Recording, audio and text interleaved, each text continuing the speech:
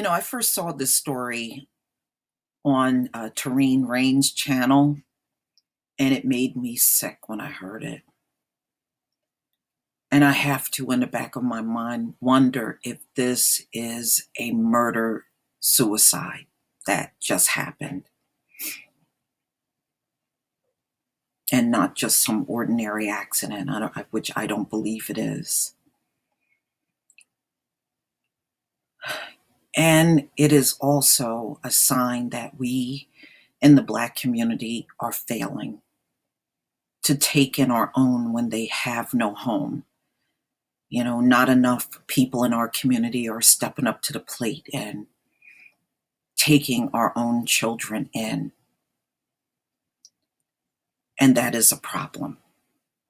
Other communities should not have access to our children like this.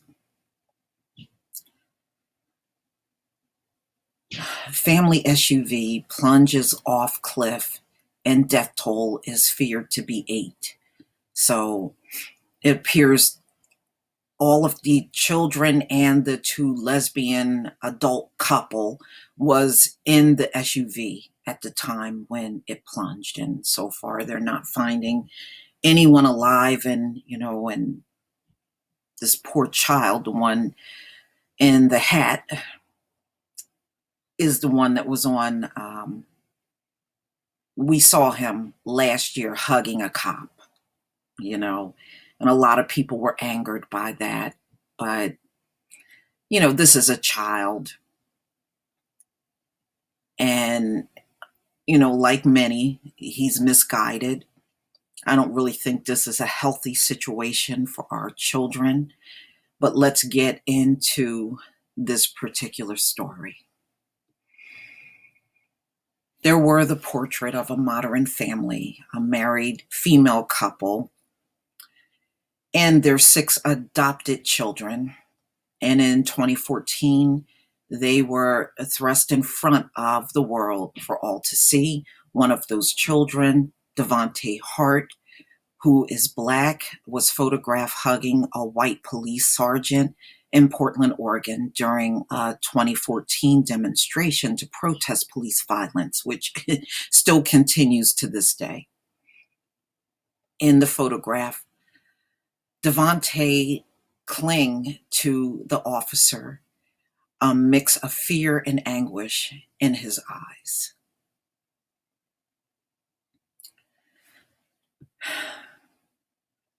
But the intense news media coverage that followed may have been the reason the Hart family decided to flee to Washington state, the authorities said on Wednesday. Then the unthinkable. The family sport SUV vehicle plunged off a 100-foot cliff in California and was discovered on Monday, upside down, engulfed by the waves of the Pacific Ocean. Both parents were found dead inside the SUV. 3 of their children were discovered dead outside. So they were outside of the vehicle, probably just flew out of the windows. And the other 3 children, including Devonte, were still missing on Wednesday evening and feared dead. I wonder if they were engulfed by waves. I wonder if those waves pulled the bodies of the missing children into the ocean. That's what it seems like if they can't find them. We have every indication to believe that all 6 children were in there. However, only 3 bodies have been recovered, said Sheriff Tom Allman of Mendocino County. We have no evidence and no reason to believe this was an intentional act. Well, if you weren't inside the vehicle, there's no really a way of knowing that. Certainly people are wondering what caused this. Still, the authorities did not discount the possibility that some of the children may have been staying with friends. At a news conference on Wednesday, Sheriff Allman conceded that many questions remain. When did the accident, as he called it, occur? Why did the SUV drive across at least 75 feet of dirt before plummeting into the ocean? Why weren't there skid marks? Sheriff Allman said his office knew of no witnesses. In the meantime, troubling reports about the family have emerged. Washington State Child Protective Services learned on Friday of allegations of abuse against the Harts and tried to make contact with them that day, but no one answered when its employees visited their home. Nora West and a spokesman for the State Department of Social and Health Services said on Wednesday. So, Child Protective Services knew of abuse in that household and they disappeared on the same day of their visit. I don't know, y'all. That seems pretty shady to me. Mrs. West said the Child Protective Services had opened an inquiry because of allegations of abuse or neglect in the home. She said the Children's Agency made two subsequent attempts to establish contact with the family, visiting the home again on Monday and Tuesday, but was unsuccessful. A spokesman for the Clark County Sheriff's Department in Washington State said he was not aware of any previous interaction with the family. A neighbor of the Harts in Woodland, Washington, Dana DeKalb, told the NBC affiliate KGW that Devante, the child from the 2014 photograph, had recently begun venturing over to her home to ask for food, sometimes several times a day.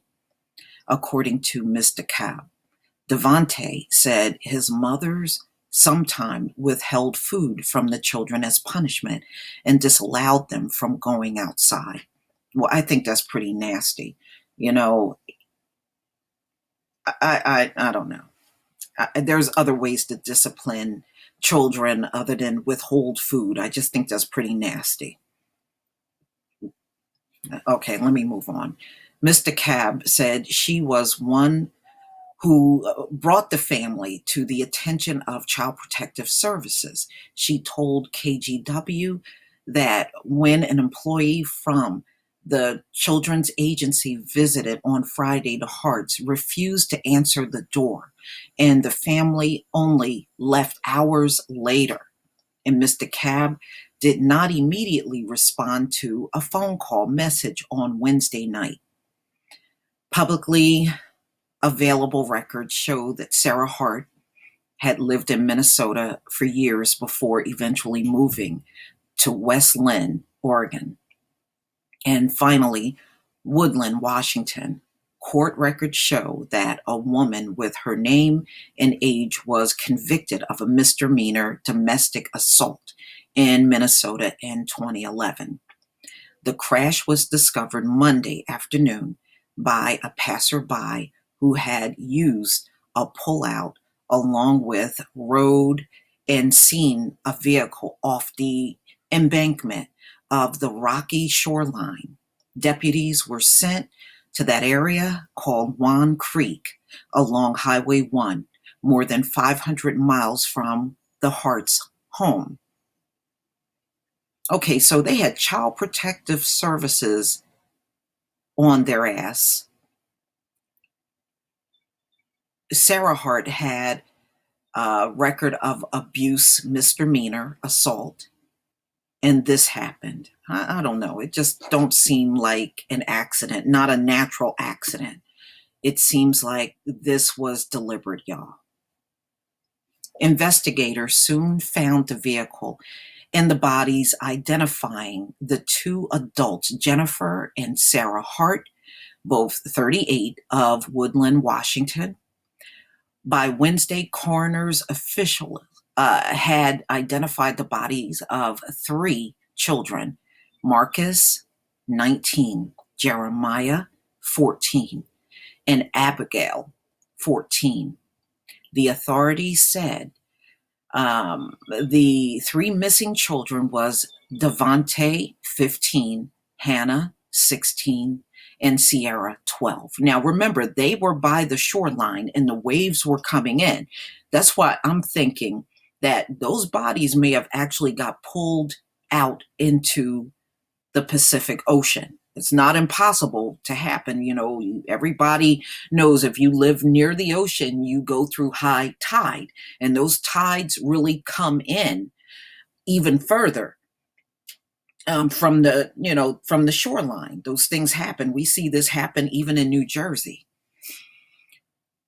In 2014, Devontae was photographed as at a demonstration in Portland, Oregon, one of many protests across the country of a grand jury decision not to bring criminal charges against Darren Wilson, the police officer who fatally shot Michael Brown in Ferguson, Missouri.